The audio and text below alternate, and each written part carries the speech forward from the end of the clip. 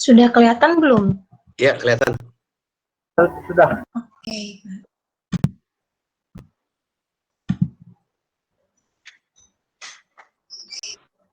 Sudah.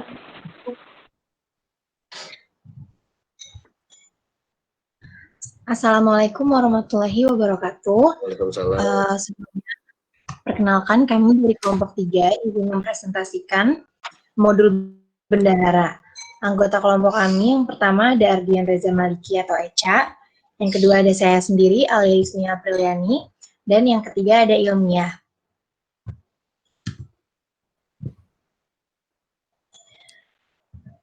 Pemaparan untuk slide pertama akan dipaparkan oleh Ilmiah. Pada Ilmiah dipersilahkan. Pertama oleh saya Ardian Reza. Oh iya, maaf, oleh Echa. Silakan Echa. Nah, latar belakang dari modul perbendaharaan adalah adanya kebutuhan penyempurnaan aplikasi Satker sebagai bagian dari implementasi SPAN, integrasi sistem dan konsep pencatatan aktual. Jadi SPAN dan Sakti nanti saling melakukan penyempurnaan seperti itu. Pengelolaan APBN seyogyanya dilaksanakan berdasarkan prinsip profesionalisme, transparansi, akuntabilitas, serta berorientasi pada hasil menurut Undang-Undang 17 tahun 2003. Selanjutnya, modul dan definisi bendahara. Modul bendahara merupakan bagian dari kelompok modul pelaksanaan anggaran yang fungsinya adalah menitik beratkan pada proses penatausahaan, penerimaan, dan pengeluaran negara di bendahara. Nah, pengertian bendahara penerimaan adalah orang yang ditunjuk untuk menerima, menyimpan, menyetorkan, menatausahakan, dan mempertanggungjawabkan uang pendapatan negara dalam rangka pelaksanaan anggaran pendapatan dan belanja negara pada kantor atau satuan kerja kementerian, lembaga, atau lembaga. Yang kedua, bendahara pengeluaran adalah orang yang ditunjuk untuk menerima, menyimpan, membayarkan, menatausahakan, dan mempertanggungjawabkan uang untuk keperluan belanja negara dalam rangka pelaksanaan belanja APBN pada kementerian negara atau lembaga dan atau Satker. Modul bendahara penerimaan. Modul bendahara penerimaan merupakan bagian dari kelompok modul bendahara yang fungsinya menitik beratkan pada proses penatausahaan penerimaan pada Satker yang memiliki pendapatan khusus yang dikelola oleh bendahara penerimaan. Fitur-fitur pada modulnya penerimaan sakti diantaranya adalah mencatat uang masuk bendahara penerimaan, mencatat PNBP, membuat LPJ bendahara penerimaan, dan hasil pemeriksaan kas bendahara penerimaan. Lingkup fungsionalitasnya, ya, pengelolaan PNBP fungsional, pengelolaan dana pihak ketiga atau dana titipan, pengelolaan perpajakan dana pihak ketiga atau dana titipan, pengelolaan kas lainnya, serta penyusunan LPJ bendahara penerimaan.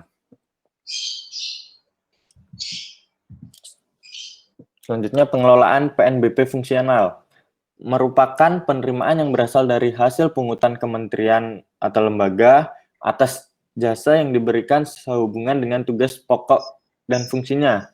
Langkah-langkah, yang pertama, membuat SBS atau yang disebut surat bukti store.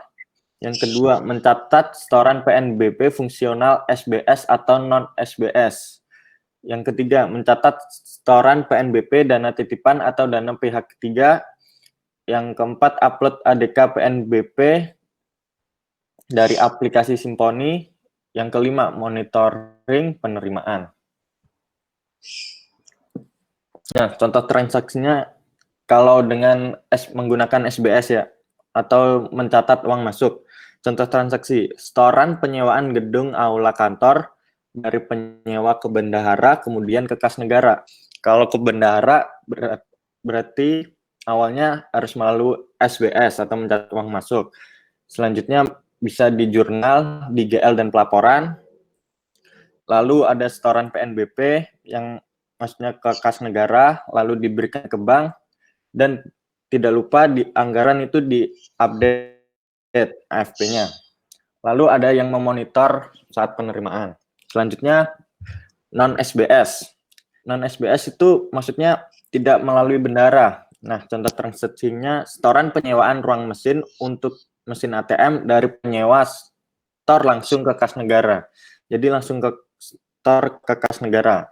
Jadi penyewa langsung bayar langsung diterima setoran PNBP di jurnal di GL dan pelaporan, lalu di anggaran di update AFP-nya. Selanjutnya, setoran PNBP dana titipan atau dana pihak ketiga. Contoh transaksi, setoran pendapatan lelang yang bersumber dari uang jaminan dari pemenang lelang atau DPK.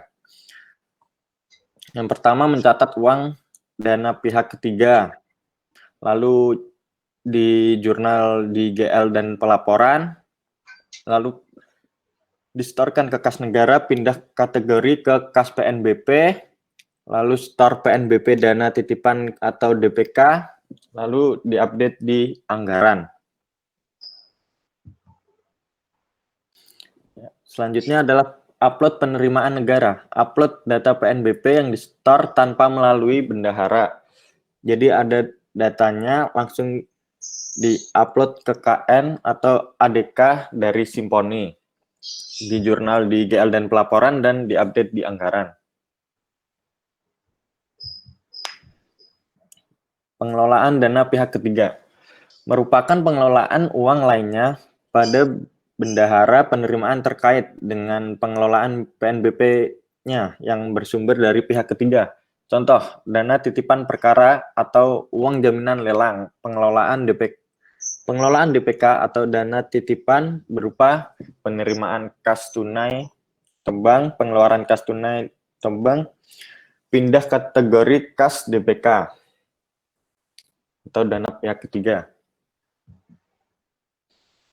Pengelolaan perpajakan merupakan pengelolaan atas saldo kas yang sudah menjadi hak negara yang tergolong dalam kategori kas yang bersumber dari transaksi dana pihak ketiga. Pengelolaan perpajakan dana titipan atau DPK. Yang pertama, pindah kategori kas perpajakan dana titipan. Kedua, mutasi masuk atau keluar. Yang ketiga, setoran perpajakan dana titipan. Selanjutnya, pengelolaan kas lainnya.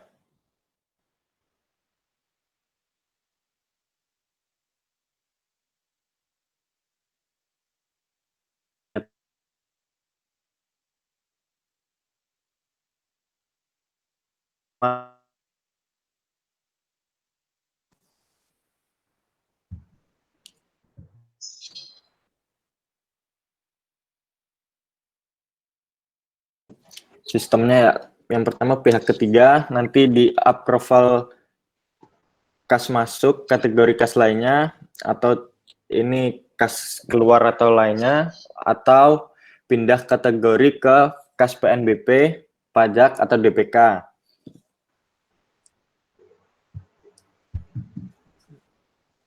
Penyusunan LPJ dan pengiriman ADK. LPJ bendahara penerimaan yang dibuat di dalam Sakti merupakan turunan atau subledger account dari akun-akun terkait bendahara penerimaan yang disajikan dalam laporan keuangan Satker. ADK LPJ bendahara penerimaan dihasilkan atau dibentuk pada Sakti untuk kemudian diunggah pada Sprint atau yang bisa dikenal sistem pengelolaan rekening terintegrasi.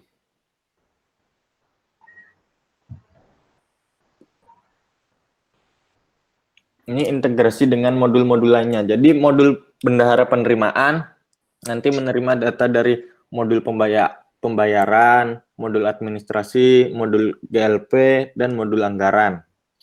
Jadi nanti masuk semua ke modul bendahara penerimaan. Nah, ini fitur bendahara penerimaan. Seperti menunya ada mencatat uang masuk bendahara penerimaan, itu fungsinya untuk catat kas masuk PNBP SBS. Yang kedua, setoran PNBP bendahara penerimaan, itu fungsinya untuk store PNBP SBS atau non-SBS yang di input manual. Setoran perpajakan, Itu fungsinya store perpajakan yang bersumber dari DPK. Selanjutnya store PNBP dana titipan, fungsinya untuk store PNBP yang bersumber dari DPK. Selanjutnya adalah migrasi saldo awal kas bendahara penerimaan yang fungsinya perekaman transaksi saldo awal. Selanjutnya kas tunai bendahara penerimaan yang fungsinya transaksi mutasi dan pindah kategori kas tunai. Selanjutnya di menu ada kas bank bendahara penerimaan, pindah kategorinya di kas bank. Lalu lanjutnya monitoring penerimaan bendahara, fungsinya monitoring atau perekaman atau pencatatan PNBP Satker. Yang selanjutnya adalah ada upload data penerimaan, mencatat PNBP non-SBS menggunakan ADK Simponi. Selanjutnya di referensi ada referensi wajib pajak. Nah, fungsinya untuk perekaman referensi bendahara dan wajib pajak. Selanjutnya di referensi ada detail rekening untuk fungsinya untuk informasi detail rekening tersebut, dan tutup buku fungsinya untuk tutup buku modul. Fitur upload penerimaan negara pada modul Bendahara Sakti. Pada modul Bendahara Sakti terdapat menu atau upload data penerimaan pajak atau bea atau cukai yang fungsinya adalah untuk mengimpor ADK penerimaan yang berasal dari aplikasi Simponi.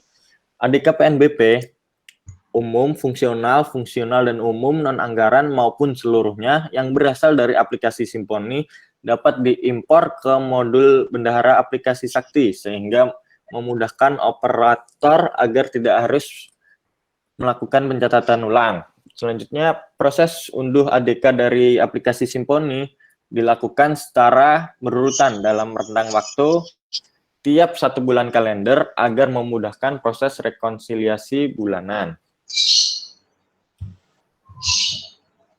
Slide selanjutnya akan dijelaskan oleh Alia. Ya, selanjutnya itu ada uang persediaan. Nah, uang persediaan ini nantinya pertama kita harus mereferensi kelompok akun-akun uang persediaan dulu, terus variabel-variabel uang persediaannya. Nanti kita hitung dari usul uang persediaan, lalu nanti ada pembayaran uang persediaannya, dan nantinya akan keluar SP2D-UP. Siklus uang persediaan pada aplikasi Sakti sendiri, yang pertama ada perekaman uang persediaan, di mana perekaman supplier tipe 1 pada modul komitmen Sakti. Selanjutnya ada referensi kelompok akun uang persediaan. Nah, kegiatan ini digunakan dalam mengaktifkan kelompok akun persediaan yang akan digunakan oleh Satker. Proses-prosesnya pertama dari modul bendahara ke menu referensi, lalu ke referensi kelompok akun UP atau uang persediaan, nanti ditambah dan dipilih satu persatu kelompok akun yang sesuai dengan pagu DIPA-nya.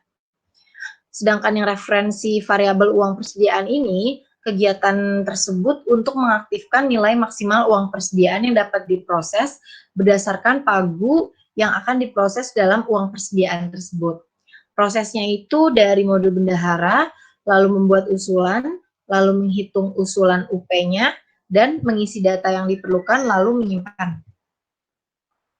Siklus uang persediaan pada Sakti selanjutnya adalah membuat SPP UP. Nah, prosesnya itu pertama kita masuk ke modul pembayaran, selanjutnya RUH SPP-nya, terus catat atau ubah SPP atau mengedit SPP-nya, lalu dipilih jenis SPP-nya yang berapa, ditambahkan, lalu memilih data UP yang telah direkam sebelumnya, dan mengisi data-data yang diperlukan pada SPP, seperti dasar pembayaran, cara pembayaran melalui SP2D, sifat-sifat jenis pembayarannya, dan juga nantinya akan disimpan. Selanjutnya, mencetak SPP sampai dengan SPM, kemudian mencatat nomor SP2D yang akan diterbitkan. Proses selanjutnya adalah pemindahan kas atau SPM UP. Prosesnya melalui modul bendahara ke pemindahan kas, lalu kas bendahara, kas bank bendahara pengeluarannya, lalu di-store ke bank, terus mencari data SP2D UP-nya dan disimpan. Selanjutnya buku menu di kas tunai bendahara pengeluarannya ditambah, lalu ada penarikan dari bank dan memilih kategori dan isian data terkait, lalu melakukan penyimpanan. Selanjutnya ada ganti uang persediaan atau GUP. Proses ganti uang persediaan ini bisa dilihat dari slide berikut. Pertama, kita bisa membukukan SP2D ke kas bendahara, terus nantinya ada perintah membayar, di mana perintah membayar ini ada untuk kesetoran pajak, ada untuk nantinya ke aset tetap, ke persediaan, ke anggaran, terus juga direkap melalui kwitansi-kwitansi yang tadi dan adanya pungutan pajak nanti dibuat pelaporannya. Selanjutnya siklus GUP pada aplikasi Sakti yang pertama ada perintah bayar. Perintah bayar ini pertama kita merekam NPWP supplier terlebih dahulu untuk membuat perintah membayar. Lalu kita memilih menu reference dari wajib pajak atau wajib bayar di modul bendahara. Lalu memasukkan jenis wajib pajaknya itu apa, dan mengisi identitas, lalu disimpan. Masuk ke menu mencatat perintah pembayaran, lalu kita memasukkan jenis program, kegiatan, output kegiatan, serta data supplier yang terkait, lalu menambahkan juga detail dari akun belanja, dan memasukkan detail akun pemotongan pajak jika disertakan, dan melakukan penyimpanan. Selanjutnya ada kwitansinya. Nah, untuk mendapatkan kwitansinya, kita harus masuk ke menu pembuatan akun kwitansi, lalu kita pilih perintah pembayaran yang telah dibuat sebelumnya, lalu memilih akun belanja dan melengkapi semua data atau form pada kwitansinya, dan mengisikan detail kode barang jika ada. Siklus GUP selanjutnya ada DRPP. Kita pertama masuk ke menu untuk membuat DRPP-nya, mengisikan nomor DIPA dan memilih kwitansi, lalu menyimpan dan melanjutkan pembuatan SPP GUP di modul pembayaran. Setelah modul pembayaran SPP GUP-nya sudah ada, kita mengisikan SPP 312 atau itu untuk kode GUP sendiri, lalu memilih SPTB, mengisi data-data yang diperlukan pada SPP seperti dasar pembayaran, cara pembayaran melalui SP2D, sifat-sifatnya, dan juga jenis pembayaran, pengeluaran anggarannya. Nah, selanjutnya kita teruskan untuk mencatat SPP-nya sampai dengan SPM, kemudian mencatat nomor SP2D yang akan diterbitkan. Apabila SP2D-nya sudah tercatat, maka kita akan melakukan pemindahan kas atas SPM GUP yang telah terbit dengan cara yang sama seperti pemindahan kas pada SPM UP.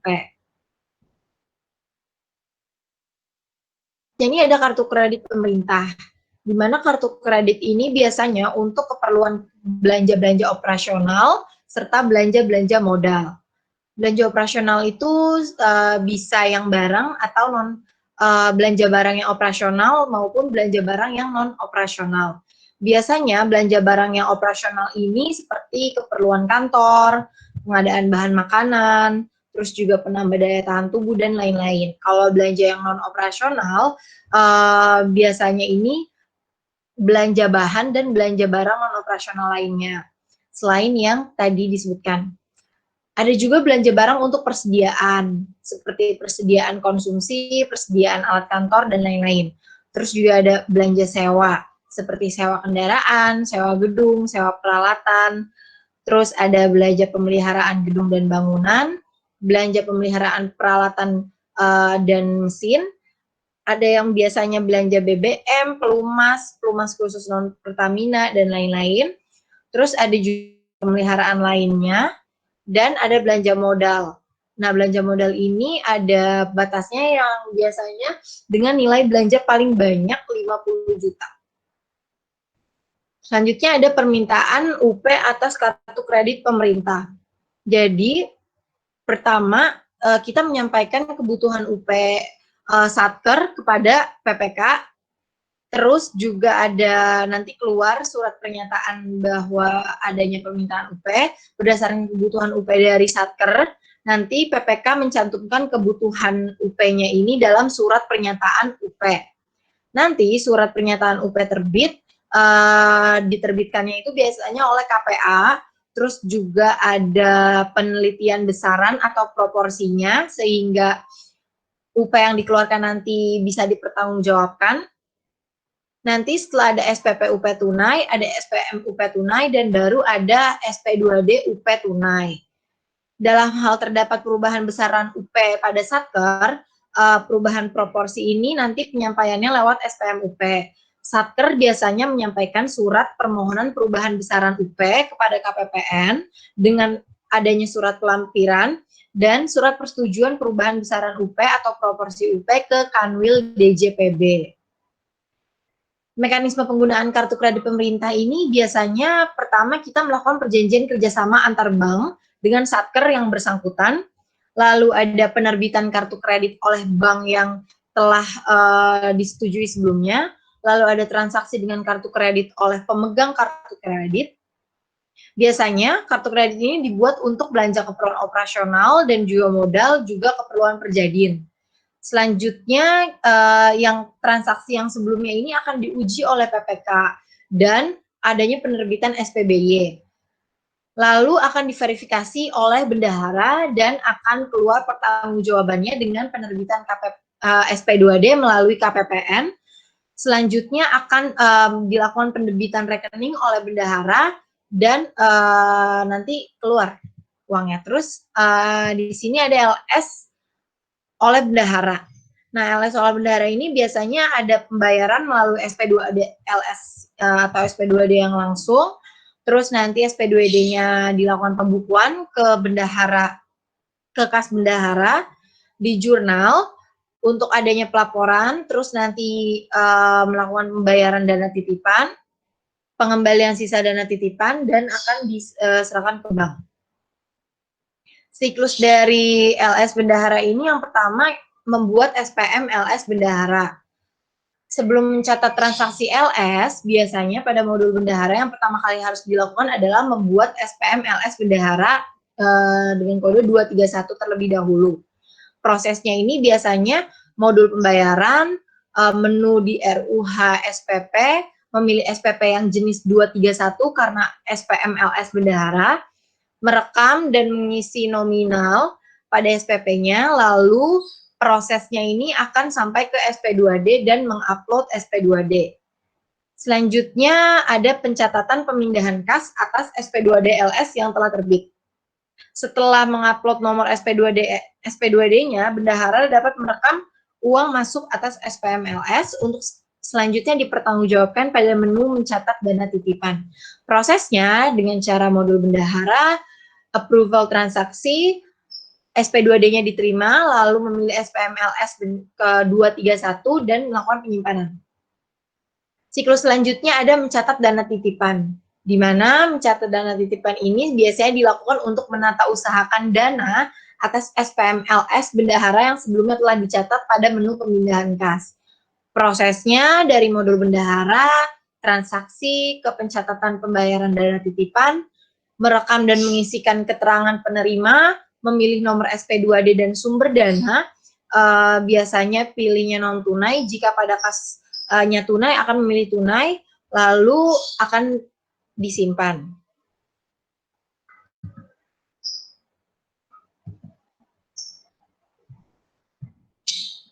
Selanjutnya ada pengembalian belanja. Pengembalian belanja ini biasanya untuk belanja-belanja yang perlu untuk dikembalikan. Nah, proses-prosesnya ini biasanya kita mencatat pengembalian belanjanya terlebih dahulu dengan cara pemilihan menu setoran, pengembalian belanja, terus kemudian memilih nomor SP2D jika pengembaliannya berasal dari SPM tertentu.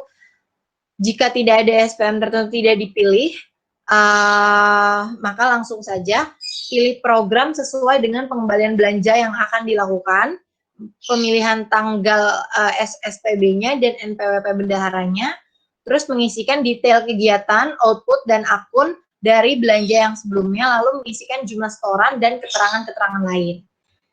Mengisi data pengesahan pengembalian belanja ini terdiri dari setoran yang diterima oleh bank persepsi, NTPN, NTB, dan bank tempat menyetor, lalu melakukan penyimpanan. Melanjutkan dengan membuat SPM pemulihan pagu untuk normalisasi pagu pada aplikasi Sakti.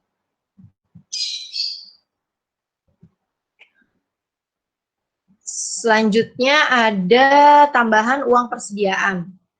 Tambahan uang persediaan ini biasanya ada siklus-siklusnya juga. Yang pertama membuat usulan TUP, lalu membuat SPP TUP.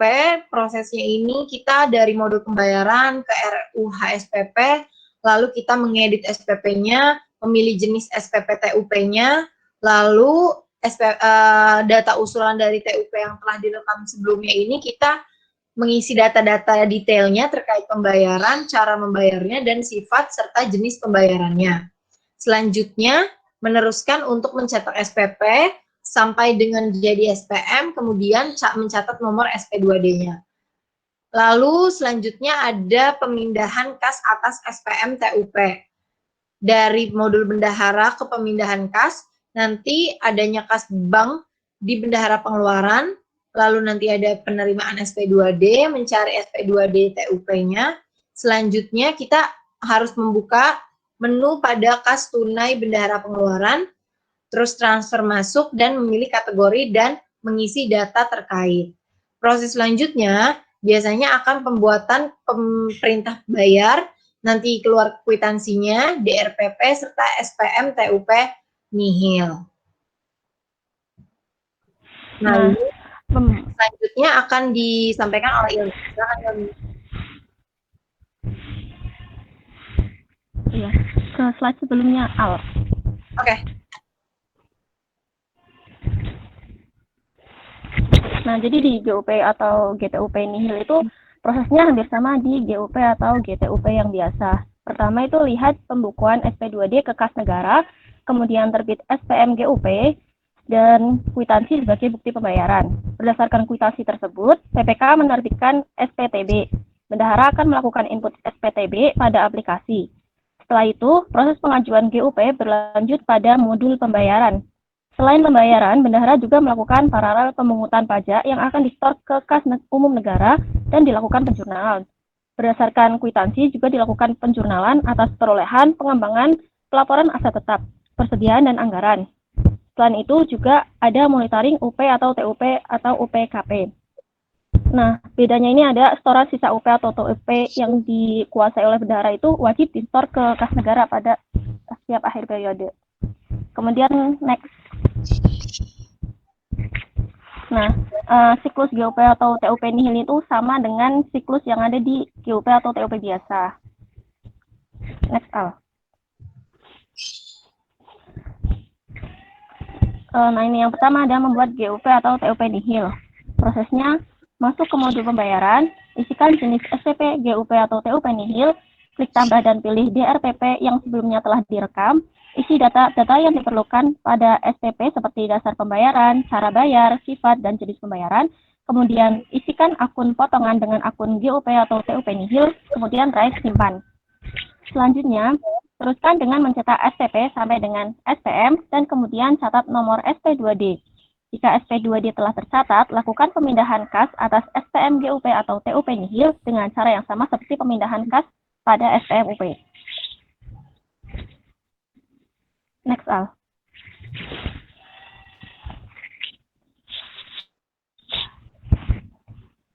Pengelolaan dana titipan yang sebelumnya. Pengelolaan dana titipan atau LS bendahara. Di sini ada mencatat realisasi pembayaran dana titipan, mencatat pengembalian belanja. Next. Kemudian penyusunan LPJ. Jadi di aplikasi Sakti itu tidak diperlukan lagi rekonsiliasi internal antara SAI dan dengan LPJ, mengingat keduanya itu disusun dalam sistem yang sama. Next.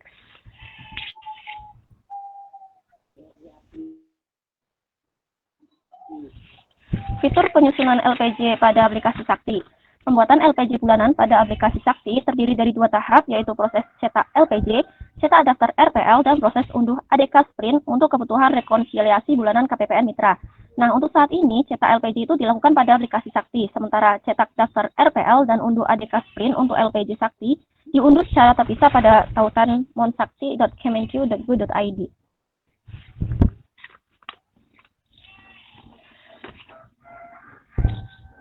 Nah, pada aplikasi Monsakti, user hanya perlu memilih satker dan periode LPJ yang akan diunduh ADK-nya, kemudian klik tombol lanjut. Setelah klik tombol lanjut, secara otomatis akan muncul tabel yang berisi data RPL bendahara, pengeluaran, ataupun rekening bendahara penerimaan jika ada. Selanjutnya, user hanya perlu klik tombol cetak untuk mencetak lembar daftar rekening dan klik tombol download ADK untuk mengunduh ADK LPJ bulanan untuk selanjutnya diproses di KPPN Mitra untuk rekonsiliasi LPJ bulanan.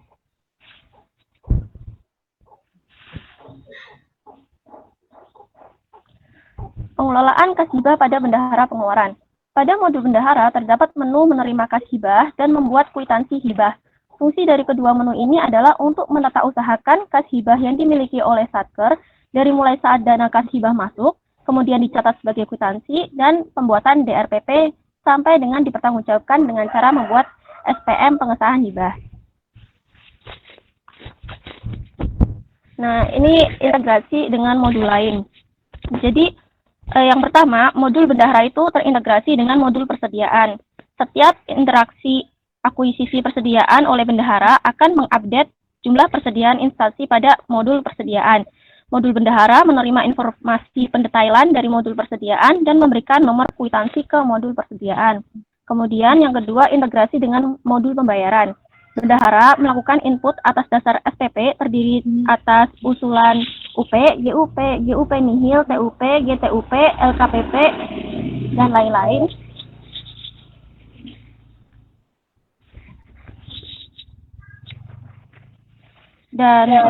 Kemudian hubungan integrasi dengan modul aset tetap. Yang pertama itu dengan modul administrasi. Jadi, modul aset tetap itu memperoleh informasi summary persediaan ke aset tetap. Kemudian modul administrasi akan mengirimkan informasi berupa aset tetapnya.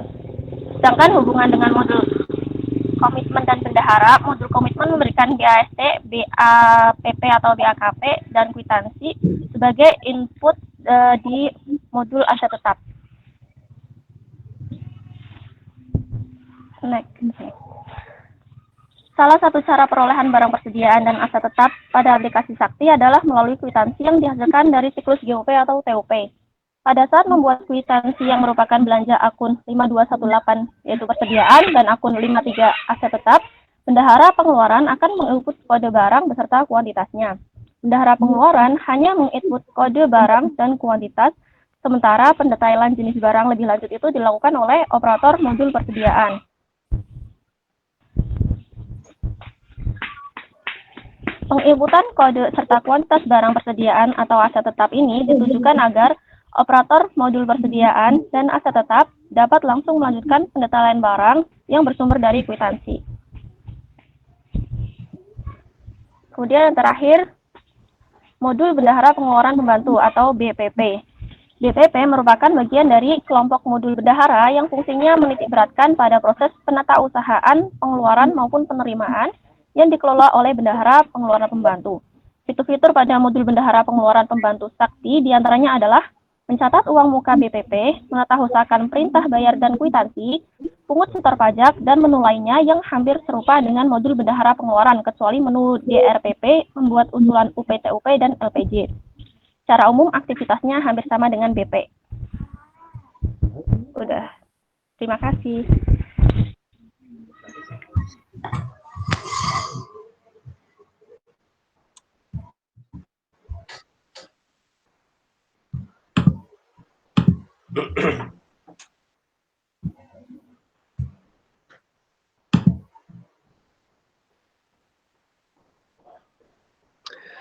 Baik teman-teman, itu tadi ya